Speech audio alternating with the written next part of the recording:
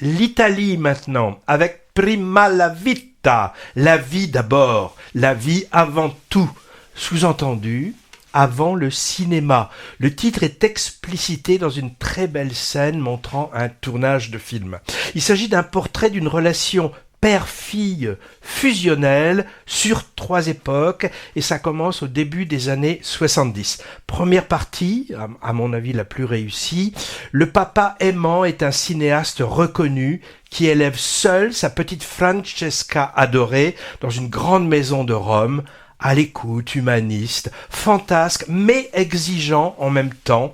Il n'y a personne d'autre qu'eux, on a l'impression, hein. Pas de maman, pas d'amis pour lui, ni de camarades pour elle en vue. Éducation presque en autarcie, et puis la petite fille se promène sur les tournages du papa, émerveillée, sans forcément tout comprendre de ce qui se passe, de beaux moments truffés de scènes magnifiques, oniriques.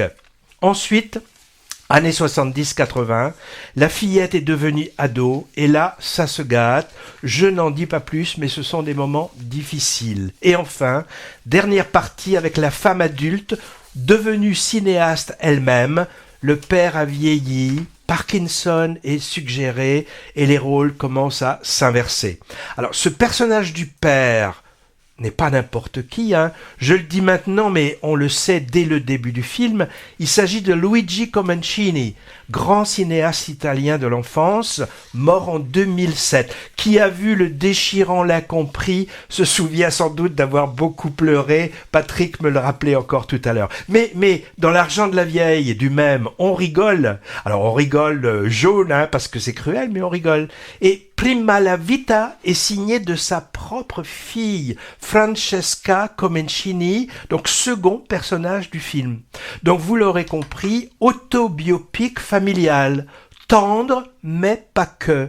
On sent quelques comptes à régler, et d'abord peut-être avec elle-même. Alors c'est un exercice évidemment casse-gueule, hein, et qui peut prêter à raillerie en évoquant népotisme et narcissisme, mais soyons magnanimes, hein, la fille a du talent aussi. Soignons Magnani, non. Magnanime Magnani, Anna Magnani, elle est pas mal celle-là. Alors, cette Francesca Comencini, elle a au passage évacué du récit ses 3 sœurs.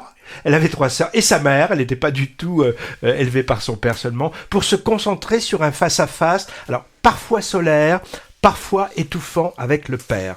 Son film hommage à son célèbre géniteur se double d'un hommage à son cinéma, hein, avec des reconstitutions superbes de scènes de tournage, en particulier lors de son adaptation des aventures de Pinocchio.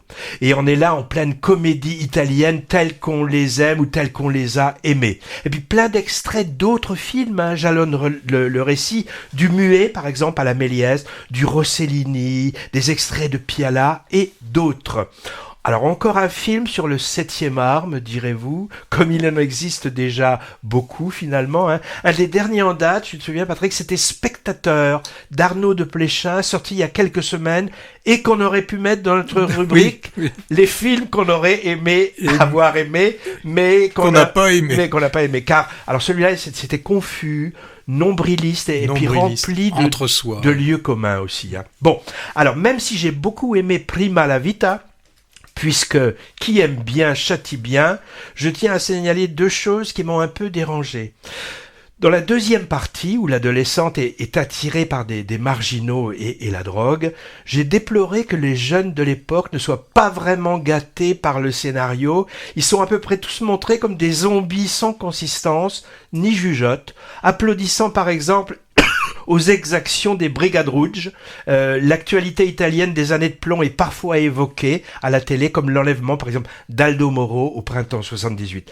Moi, j'ai trouvé ça poussif, comme si la réalisatrice, elle a maintenant une 60aine d'années, mettant en scène son adolescence difficile, réglait son compte avec l'époque qu'elle semble détester a posteriori. Bon, de là à montrer une génération de débiles, ça m'a paru quand même assez simpliste, voire réac. Deuxième chose, et je l'ai dit pour un autre film, Mémoire d'un escargot, trop de gros plans sur visage en larmes de l'adolescente et de la femme vers la fin. Ce côté doloriste surligné est quand même un peu pénible. L'actrice pleure bien, ou alors les oignons n'étaient pas loin, mais je vois mal l'intérêt de ça. Chantage émotionnel facile, trop voyant, voire voyeuriste, et qui fonctionne plus pour moi. C'est même contre-productif. Bon, alors autrement, l'actrice Romagnana Maggior Vergano est très bien en Francesca. Comme il l'a bien dit. Tu sais, tu la connais, elle jouait la fille du couple dans le grand succès italien de l'an dernier, la comédie dramatique en noir et blanc, Il reste encore demain. Comencini père est interprété par un excellent acteur, alors peu connu de ce côté-ci des Alpes, qui s'appelle Fabrizio Gifuni, ou Gifuni, je sais pas. Alors, à noter, ça c'est intéressant, le titre original n'est pas du tout Prima la vita, c'est le titre international. En italien, c'est Il tempo che ci vuole, le temps qu'il faut, qui fait écho à une certaine réconciliation. Ouais, mais c'était trop dur à prononcer. Oh, c'est joli, Il tempo che ci vuole. Ah oui, c'est beau, c'est beau. Mais Prima la vita, c'est joli aussi.